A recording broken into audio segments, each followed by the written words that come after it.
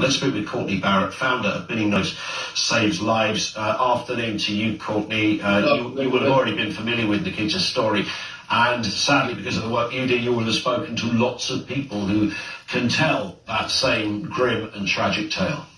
Do you know what I'm really sick of? People like Nikita, who have been found by the government, who have gone through hell, and then they're the ones who are doing the government's job.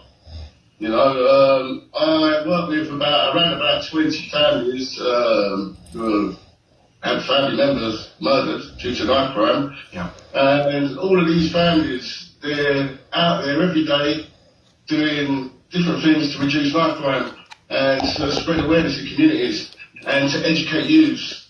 You know, all the things that our government should be doing.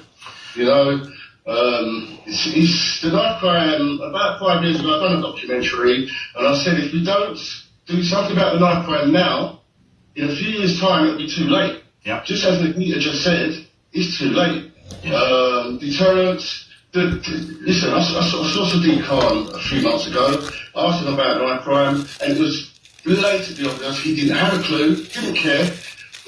He said to me that there's knife ammunition in a police station. Now you've got the government talking about sales of knives, which isn't going to do anything, really and truly. These are token gestures. These are token gestures by people who don't care. You know, why weren't these things implemented 10 years ago? Where's our stricter laws? You know, it should be 5 years standard. You get caught with a knife on you, 5 years, go to prison straight away. 100%. And I mean, just to completely back up what you're saying here as well, I mean, I found it ridiculous that Yvette Cooper has expressed her shock at the ease with which you can buy knives. I mean, really? You're the Home Secretary? That's new news to the Home Secretary? Man alive. I mean, that's hardly the headline here. As I said at the beginning, kids aren't going out with knives just because of a loophole, because it's easier to buy than a packet of paracetamol.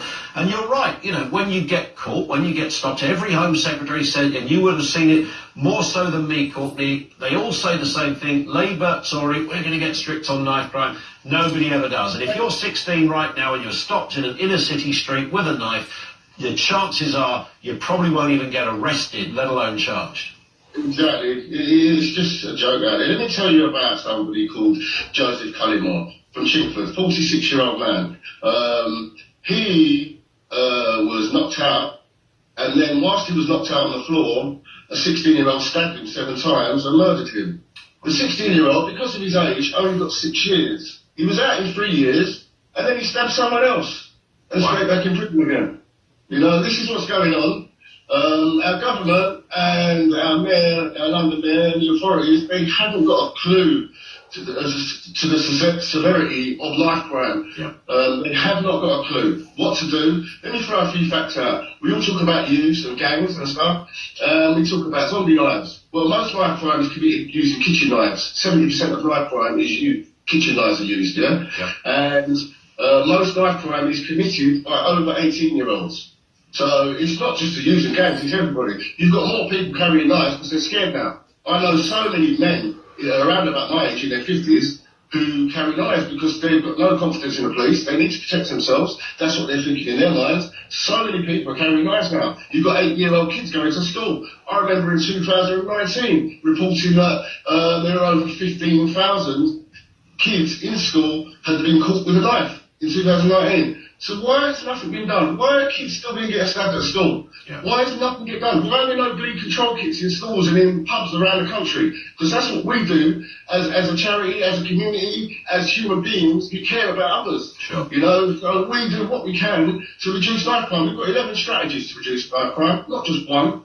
Not just one like the government's got or like Sadiq Khan's got that doesn't do anything. Yeah. We've got proven strategies that were proven to reduce knife crime, and these guys have ignored us for years. Because we embarrassed them and got the figures that they were trying to achieve. So we need better politicians. We need different kind of policing. We certainly need courts to implement more rigorous and obvious sentences. But what about the root cause? And when we're talking about the point of young kids in cities dying, perpetrators and victims, in these kind of ages, as Nikita's brother, he was 16. What's happened to the perpetrator? What is there a common backstory to these kids? What's going on here, Courtney? Let me tell you the root cause. First of all, around about the millennium, about 20 years ago, 25 years ago, you had a lot of kids, having babies, 15, 16-year-olds.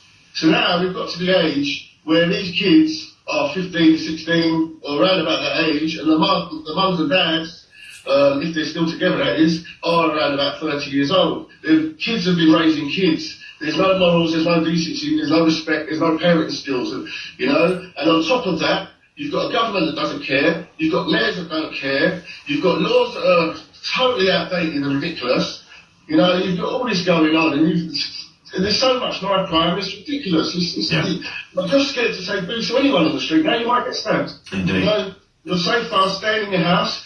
I think people need to stop voting for red and blue and start voting for people who care about London and care about the UK. You know? 100%. Listen, Courtney, you know, you're speaking common sense. I can hear the exasperation as well in your voice. Courtney Barrett, founder of Bidding Knives Saves Lives, who believes certainly government should be listening to him and those that work alongside him, but have ignored a lot of that. There's some real common sense stuff in there. If you're caught with a knife, you go to jail and you go for a long time. That isn't the case at the moment. You could be caught multiple times before anything as severe as jail even kicks in. What is behind it? He talked about kids having kids back in the day, and therefore you've got almost a lawless, rudderless group of young boys that are out there at the moment with no real parental control, no dad around, and a mum that has zero control because she's only about 20 herself. Good Lord. I mean, it's all of that and more. 0344 499 1000. What is the root cause of knife crime? Our lines are open. This is Talk.